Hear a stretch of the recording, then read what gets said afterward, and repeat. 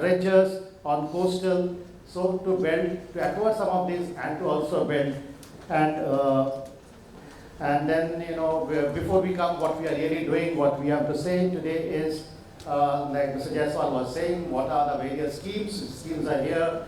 There are 4-pillar approach. The schemes are there. There is a shipbuilding financial assistance scheme where you get 20%, 25%, 50, it varies from 15 to 25% of your shipbuilding. Whatever, if I build a ship and sell it at 100 crores, I get 20%. If I build it at 75 crores, I get 15% as subsidy. And if it's a green technology base, I get 25%. So for that, there is a fund, and there is a shipbreaking credit note. If I demolish a ship here, recycle a ship, whatever is the sale value of the recycle, 40%, you get an incentive for building a new ship in Indian yards. And then there is a maritime development fund, and that is there about 25,000 crores. One of the major issues is, if you look at India, the financing. In Japan, in China, or here, the financing cost is about 1%, 2%, where India is very close to the double digit. So through these financial arrangements, government is also looking into the debt servicing of the shipbuilding cost. And then of course shipbuilding, there are other schemes. So these are the 4-pillar approach. Why aim is to increase capacity to 4.5 million ton, 30 lakh jobs, and 4.5 lakh crore investment. And then of course a resilient economy to serve the nation through the food and energy food. This is what the government is wanting through a development of the maritime sector. So what now Ripley is doing about it? We have got 140 acres of land from Kolkata Port about a year at a place called Chillingham. It's just above the Nandigram, and it's a very deep draft location where you have a draft of about, the depth of the river around is about 5 meters. With the high tide, you get about 7.58, 8.5 meter water. And the land they have given us, 140 acres, about 1.5 kilometer waterfront. And in some of the places, the width is enough to even draw a dry dock about more than 300 meters. So whatever basic planning that one of our consultant, Ryan Shenoy, had done for us, which we have taken about 70 acres out of 140 acres of the first phase. We are coming up with one slipway right now with 20 meter by 170 meter into the water. There are 2 dry docks, each of 300 meter. And then of course we have the other areas, concrete areas for fabrication, rock assembly, construction, repair. The entire project is today awaiting the CRZ clearance from the government. We hope to get the CRZ and some tree cutting NOC within March. We believe we'll get it, and maybe from April, May, the construction will start. So the construction of the shipyard with slipway and the sheds and the fabrication yard will start from this thing. Another thing is we are also investing into our partner is Atria Shipyard, Goa. They have also developed a small yard at Gadiara. We have also planned to upgrade that yard so that our future projects of this type can start there. Gadiara is already doing work, and we have plans to upgrade Gadiara and of course expand to the shipyard, to Gillingham area, where we have these are our plans. And another last but not the least is, out of the remaining 70 acres, we have a plan for ship design. Because this is one of the area, if you look at the statistics, huge number of ships are going to be, recycled, or it's huge. The number internationally, the number is huge. We are already we are talking to various agencies. So our plan is to also develop a ship recycling board, fulfilling all the convention. It is the Hong Kong Convention, it is the European Convention. So this is right now in the planning stage. We have set aside the land. We are into the drawing board. We are working. We are talking to various agencies like the MERS and then AMSA and others who have a requirement for ship recycling in India. And there is a huge lot of business is going to Bangladesh.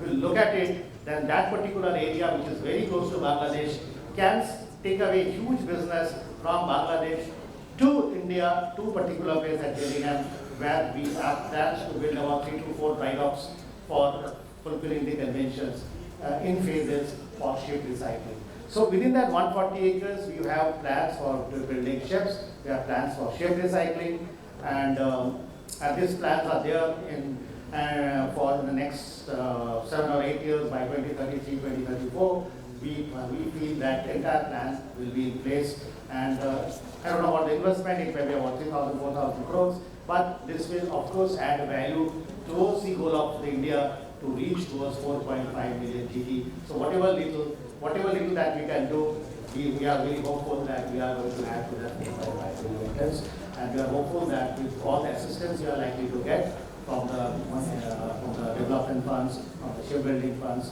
and that will make our project a very successful Thank you. That's what we have to say from our side. Thank you very much for giving us the Thank you, Mr. Datta, for giving us an overview of India, what they are coming with respect to the vision of the Prime Minister of India with respect to shipbuilding, with respect to dry docking and repairs. And before we go to the interactive session, I would request Mr. Pradeep, who is actually an end user with respect to ship, the largest end user in the country. So over to you. Yeah, hi, good afternoon everyone. So in the interest of time, I will try to be very short. So I am Pradeep from Tata Steel, and I am related to the industry both as a user and as well as customer. The industry is our customer, like we supply high-grade grades and other products to shipbuilding industry. So after listening to P.R. Hari sir and my fellow speakers, the narrative is very clear that the industry, shipbuilding industry, is in the cusp of transformations. And I think it's time for India to lead the industry, like Japan, Korea, China, they have done last 30-40 years. So I feel it's India's turn. So to flourish or thrive in this industry, there are three crucial things, and those are 3 E's. 3 E's, first is ecosystem, second is excellence in engineering technology, and third one is economies of scale. So the industry or the entire fraternity needs to work on these three E's. Ecosystem, I mean, for any industry to grow or thrive, there has to be sustained demand.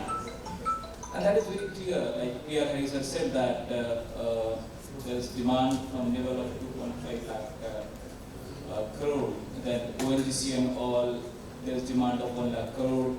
We also learned through the newspaper that CMS and they have ordered 5 LNG vessels to Cochin shipyard.